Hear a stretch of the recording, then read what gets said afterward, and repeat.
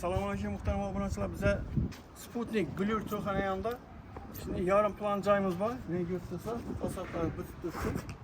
Tranquille ulgan.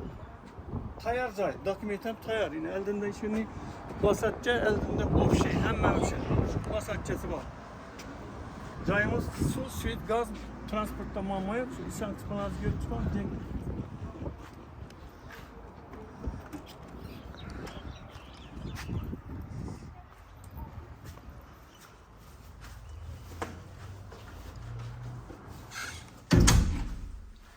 Yine cay götürsler, birimiz kol mutluyken, arka tarafta yine her bayram.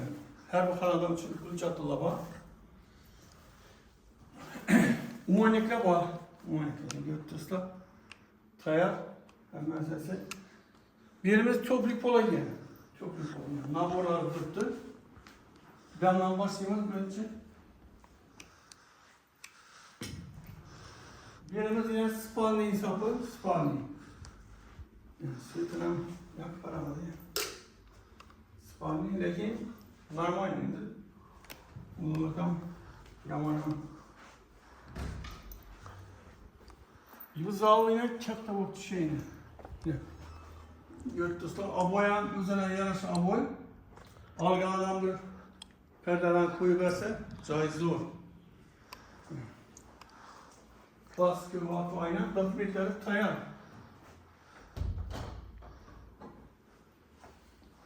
Razvetçiler koyulgan, patologlar, sakartlo.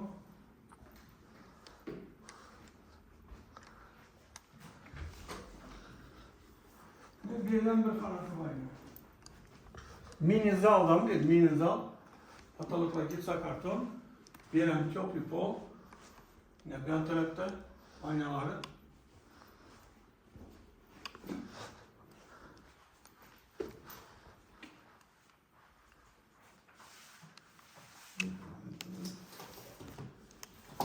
Yine dokumentden gösterdik bana. Polnosti tayar hücceti. Turar yine hususileştirilgen kod dokumentleri müessese yazıp tuttu, ekranda yazıp koyamam. Yine birimiz kuhya götürsler. Moyka, zazigatelni peçkeler, dimakodlar. Katol zamanları katol. Evet. Arka tarafta şimdi bir azgın cayı var. Medeçi derecede ötürü koysa bular.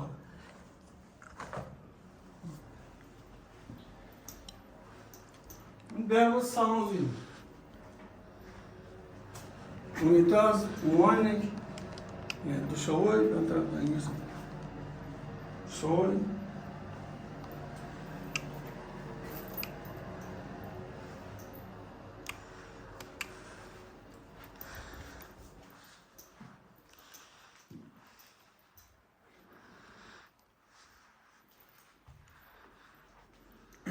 Tamam, narxına gelsek, narxı şudur şunu 740 da tuttular. Eğer 740 almadan olsa bir ugalop koyup beraber idi.